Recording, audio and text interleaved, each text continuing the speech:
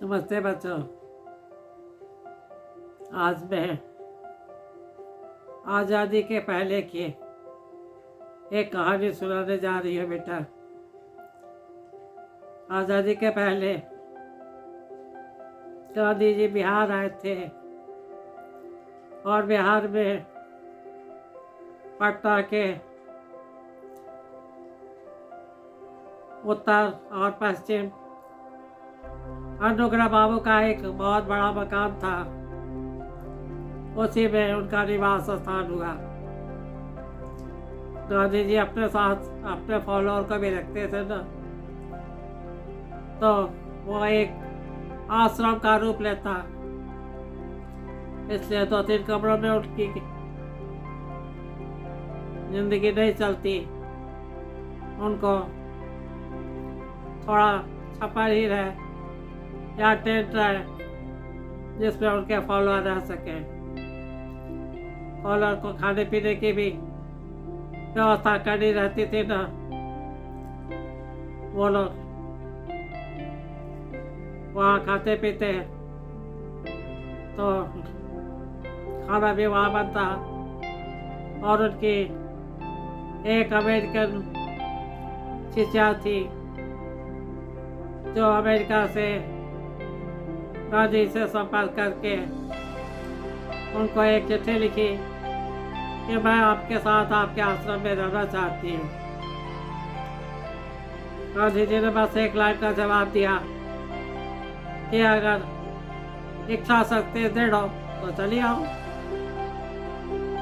और उस बालिका ने दृढ़ संकल्प कर लिया और गांधी जी के यहाँ उपस्थित होकर उनको अपने शिष्टाचार के अनुसार घुटना थोड़ा सा झुककर नमन किया। गांधी जी ने उनके सर पर हाथ रखकर खुश रहो मीरा, और इस तरह उनका नाम मीरा हो गया। वो मीरा उनके साथ रहती और स्टोर की मालकिन वही थी जो खादी का साड़ी पहनती। साड़ी उसके पाँव से एक बिता ऊपर ही रहता, वो लंबी थी ना, और साड़ी छोटी पहनती थी। तो वो साड़ी पहनती, सिर पर आंचल रखती और स्टोर को बहुत बढ़िया से संभालती। वहाँ के लिए जो सब्जी कटता आलू, गांधी जी सबसे पहले तो अपना पैखाना साफ करते, नहाते धोते, उसके बाद आश्रम के लिए आलू काटते। आलू जब टोकरी में कट जाता और भी लोग बचे रहते तो टोकरी उठा के लोग ले जाता।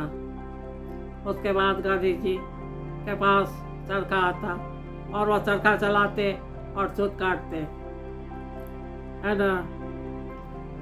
ये उनका सुबह का काम था।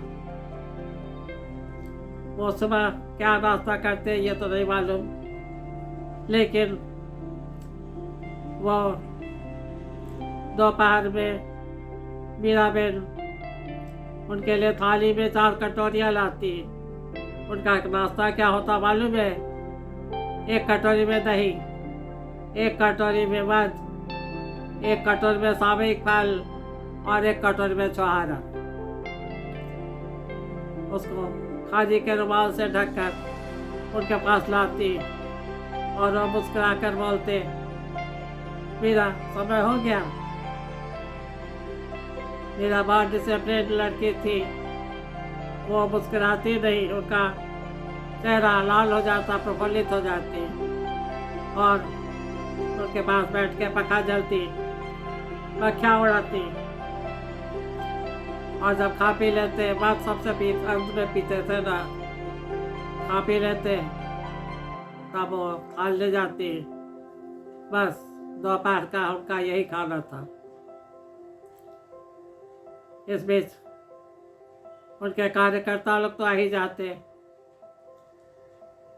कोई भी हो, सरोजिनी नायडू हो, कोई भी हो, बड़े बड़े नेता लोग आते थे और वो पूछते, आज का सूद आपका और सब अपने पॉकेट से निकाल कर सूद का गुच्छा देते हैं, ये आज का है, इसको आप रख लीजिए बापू।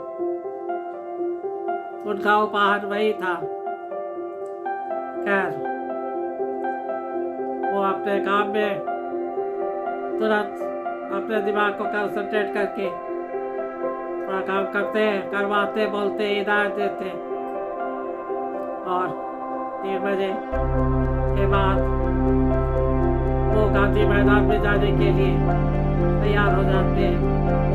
तैयार क्या होना था, वो तो घुटना आधा जूती पहनते, आधा ओढ़ते, और वो न गंजी पहनते थे न कुर्ता पहनते थे, कुछ भी नहीं, है ना। 2 पतियाँ थी उनकी, दोनों तरफ उसको ले लेते, मानो उनकी बॉडी गार्ड हो। और वहाँ से निकल कर वो गांधी मैदान आते। इसी बीच जब वो घर में बैठे होते, कुछ लोग मिलने वाले आते ना, तो गार्जियन के साथ बच्चे भी आते। बच्चों को वो बहुत प्यार करते थे बच्चों को, और उनके आँख में बहुत बड़ा मैग्नेट था। आँखें छोटी थी लेकिन बहुत चमकदार, लोगों को तुरंत आकर्षित कर लेते।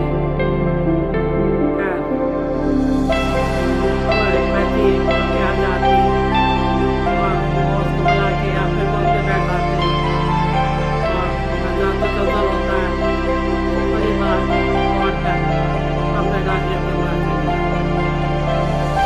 उनके भाई स्वतंत्रता सेनानी थे, इसलिए वो अपने भाई के पास चले जाते। वो बहुत अच्छा गाना गाती थी, लेकिन उसके पति ने उसके को सुना बोला, तुम तो बहुत अच्छा गाती हो, रास्ता में मेरे साथ रहा करो ना। बस आधा मांगे 2 आँख, वो खुश हो गई। और कभी कभार जाती तो उनके साथ प्रार्थना में सम्मिलित हो जाती। पहले उनका प्रार्थना होता, फिर थोड़ा सा वो मुस्लिम का जो इबादत होता है सो पढ़ती, और तब राम धुन होता। उनका भजन गुजराती था। वैसे तो भजन तो तेरे कहिए, ये पीड़ पड़ाई जाने दे, पर दुखे उपकार करे तो मन अभिमान नाने दे। अभिमान और घमंड में अंतर है बेटा।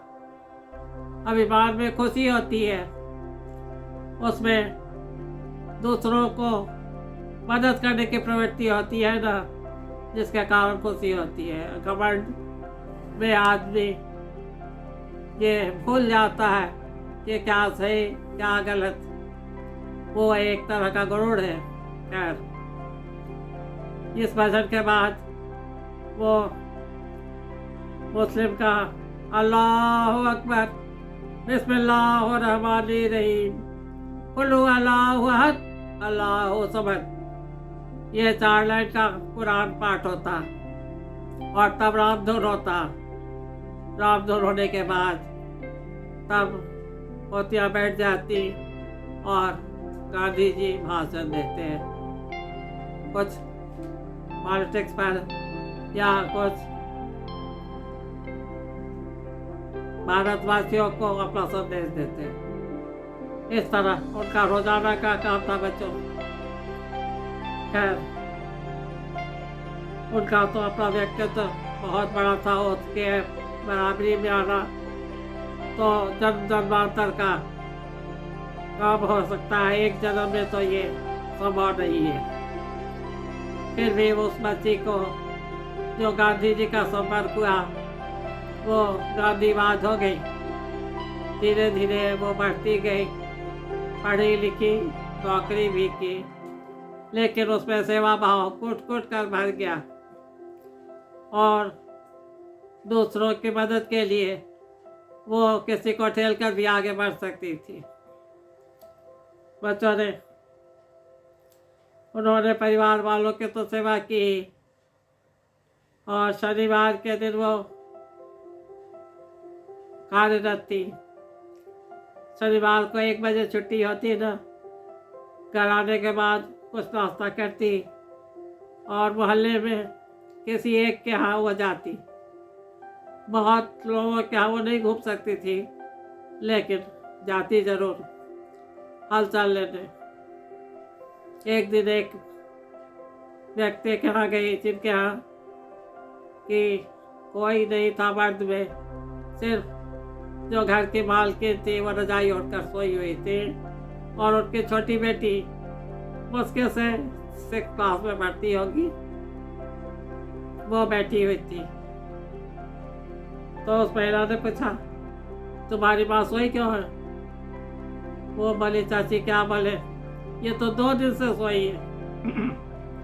न उठती है, न बात करती है, न खाती है, और पिताजी व्यस्त रहते हैं, उनको फुर्सत नहीं रहती है। दवा तो दी जाती है, डॉक्टर आए हैं, लेकिन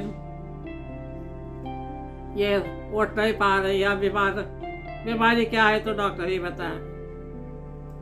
उस महिला ने कहा, ठीक है बेटा, एक कटोरे में थोड़ा तेल, कड़वा तेल तो लाओ।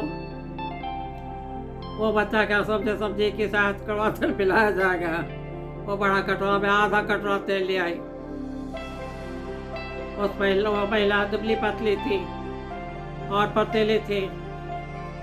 वो उनका रजाई हटाई, उनके पीठ पर बैठ गई और खूब मालिश किया, ऊपर से नीचे, नीचे से ऊपर, खूब तेल लेके खूब मालिश किया 1 घंटा। मालिश करते करते उस जाड़ा में भी वो पसीने पसीने हो गई, है ना। फिर उनको पलट दिया। पलट के जब हाथ में मालिश कर रही थी तब उनकी आँख खुल गई और उनका हाथ पकड़ के बोली, आप ये क्या कर रही है? मैंने, कमाल है, आप 2 दिन से सोई है और बेटी आपकी जो है सो परेशान हो रही है। ना आप खाती हैं, ना दूसरे को खाने देती हैं। आपको गैस की बीमारी है, आप गैस की दवा कराइए। नहीं है तो जोंगियाने खाइए ना, वो तो बाजार में मिलता है बहुत सस्ता। बोले, हाँ आप ठीक कह रही, आपको गैस की बीमारी है। और वो बोली, बेटा चाय बनवा के ले आओ, चाची को पिलाओ। चाय है और दोनों, उसमें बिस्किट भी था बेटा। चाय बिस्किट लोग पिए और तब वहाँ से विदा ली। बच्चों, सेवा जिंदगी में बहुत बड़ी चीज़ होती है। चाहे अपने घर वालों की करो या पड़ोस की मदद करो, जहाँ जाओ, कोई काम छोटा नहीं होता है बच्चों। और किसी की मदद करना सबसे बड़ा पुण्य है, सबसे बड़ा धर्म है। भगवान कहाँ कहता है कि सिर्फ तुम हमको भजो? नहीं, काम करो, अच्छा काम करो, जिससे लोग खुश रहें और अपने अपने घरों को देखें। बच्चे हो, वो महिला तो अब काफ़ी वृद्ध हो चुकी है, फिर भी सेवा भाव में है और उनकी वजह से उनके परिवार में भी है। अब उनके परिवार के बच्चे, बेटा हो, बहू हो या पोता पोती हो, सब उनकी सेवा करता है और वो उनकी मानसिकता अच्छी है। वो सबसे मिलजुल कर रहती है और घर का माहौल खुशनुमा रहता है। खुश रहो बच्चों। आज की इसी वार्ता के साथ हम समाप्त करते हैं। बोले तब तो ये थीसिस लिखा जा सकता है, लेकिन बहुत ज़्यादा बोलने से तुम्हारे पास इतना समय है कि नहीं है, आपको क्या पता। नमस्कार।